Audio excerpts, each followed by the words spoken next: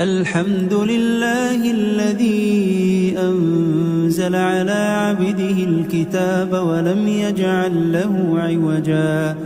قيما لينذر بأسا شديدا من لدنه ويبشر المؤمنين الذين يعملون الصالحات أن لهم أجرا حسنا